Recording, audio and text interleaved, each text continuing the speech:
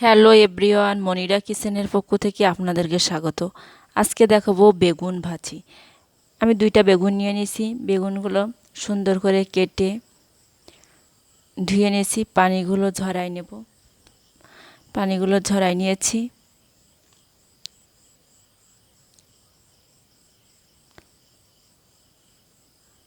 আমি 1 টেবিল চামচ হলুদের গুঁড়া দেব, 1 টেবিল চামচ লবণ দেব,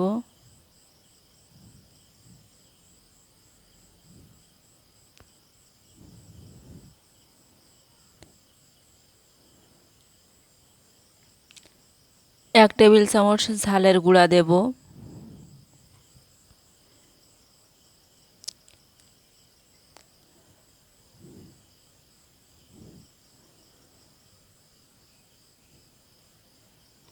1 টেবিল চামচ ধনিয়ার গুঁড়া দেব,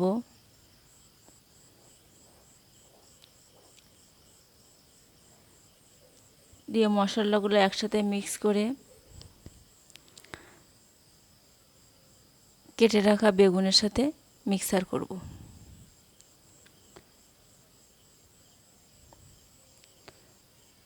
এখন আমি সুন্দর করে প্রত্যেকটা বেগুনে মশলাগুলো মাখিয়ে নেব হাত দিয়ে।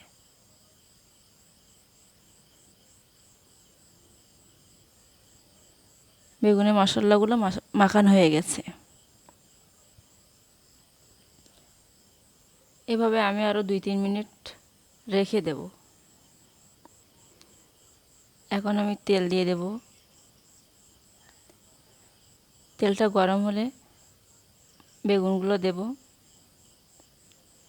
আর দেখেন আমার তেলটা খুব সুন্দর গরম হয়েছে। এখন আমি এক এক করে বেগুনগুলো সব দিয়ে দেব।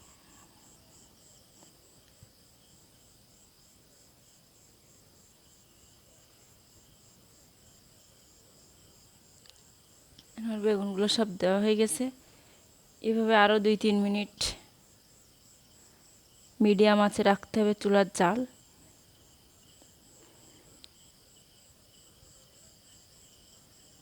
এখন আমি বেগুনগুলো উল্টাই দেব।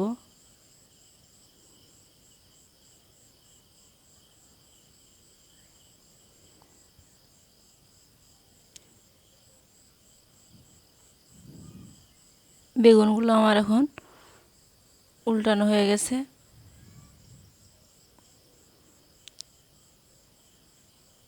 এভাবে আরও 2-3 মিনিট মিডিয়াম আঁচে রাখতে হবে জালটি।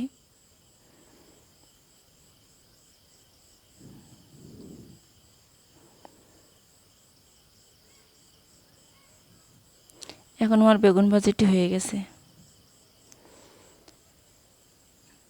দেখুন বেগুন ভাজাটা কত পারফেক্টভাবে হয়ে গেছে।